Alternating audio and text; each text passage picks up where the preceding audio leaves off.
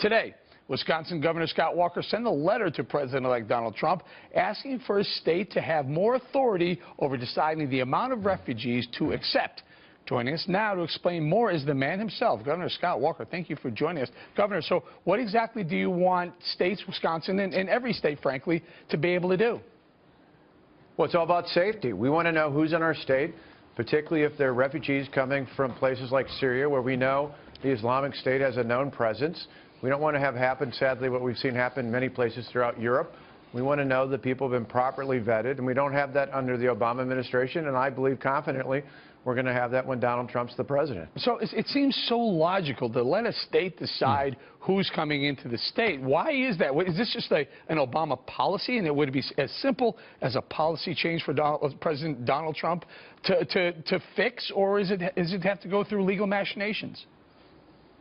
Well, I think it's something that can be done quite simply. I know last year we were talking with the President's Secretary of Homeland Security, and I know there's a lot of frustration amongst the governors, not just amongst Republicans. Overwhelmingly, obviously, as Republican governors, we were upset, but even some Democrats were upset that they didn't even know who was in their state. And when you think about it, this is not just people coming in from Syria. These are refugees. They are defined, a refugee is someone who's eventually going to go back to their country of origin. I think the whole idea is ridiculous that we're not working with our allies in the Gulf region to make sure that a lot of those folks would be better suited going to some of our partners, some of our allies in the Persian Gulf area, so that eventually, when things improve, they could go back there. If they're coming to the United States, chances are they're not going back.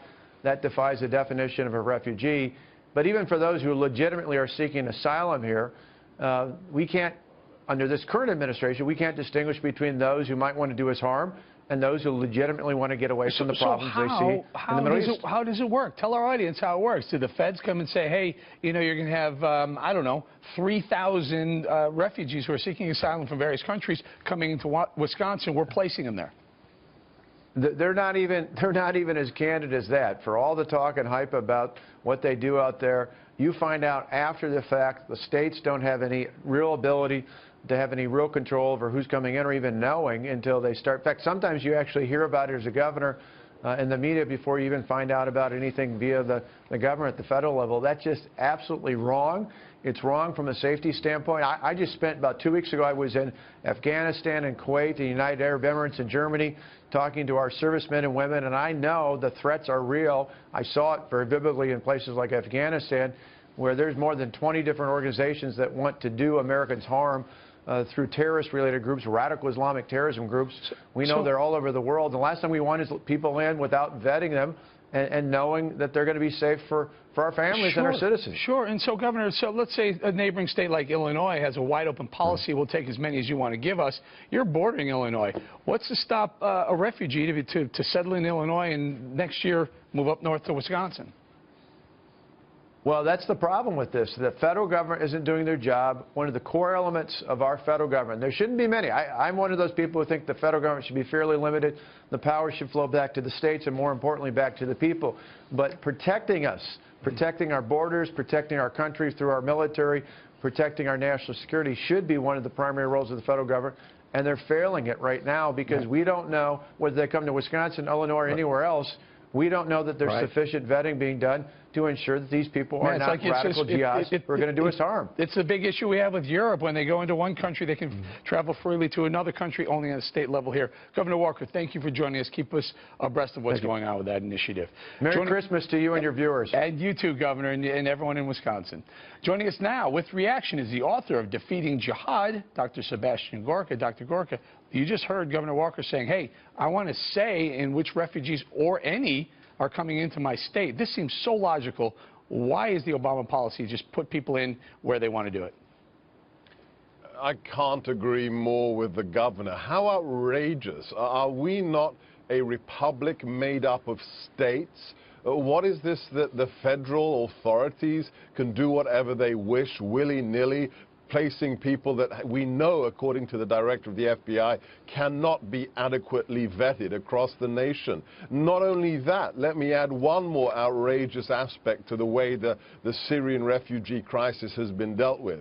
Once the federal authorities that physically cannot vet these people adequately, hands over these individuals who have been given refugee status by Washington to the local charities that place them into American society, at that point, the federal authorities are not allowed to know where those people live.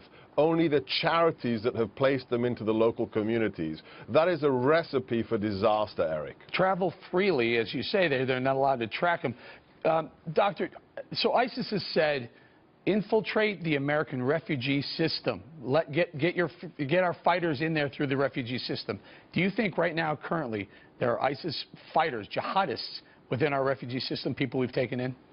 Without a doubt. Just look at what happened in Europe. They have individuals with asylum status, refugees who had asylum status in the European Union, executed attacks in Europe in the last 2 years. That's just a fact. The reality is that when you're coming from a war zone, unless we have the time to vet you with in-depth counterintelligence interrogations, we don't know who you are, because Assad isn't going to give us the data to check who you are. As a result, it is impossible to verify exactly your intention. So ISIS has said, we will use the refugee streams. Of the 400-plus terrorist cases that have been prosecuted in America in the last 15 years, more than half of them involved people who were not born in the United States, many of them who were immigrants or people who had refugee status. These are just the facts, Eric. All right. Now, you touched on something very important. The federal government, the feds aren't allowed, not allowed to track the refugees once they're placed. What do you mean they're not allowed? They're not allowed to know where these people... So once the dossier gets... Once they've been ticked, yes, you're an asylum seeker, yes, you're a refugee, they've been approved by the federal government, and then a charity takes over, often a Catholic charity... I understand the process, but why aren't they allowed? What prohibits them from following? Privacy rights of people who aren't Americans, Eric. This is the absurdity. This is the same reason that was given as to why the Facebook page of somebody like the San Bernardino killer, the woman who came on a fiancé visa, why her Facebook page, which had jihadist material on it, could not be accessed, could not be read by a federal government employee, because that could have impinged her privacy. Privacy rights of people who aren't American, and frankly, we're having a hard time vetting. Dr. Gorka, thank you very much.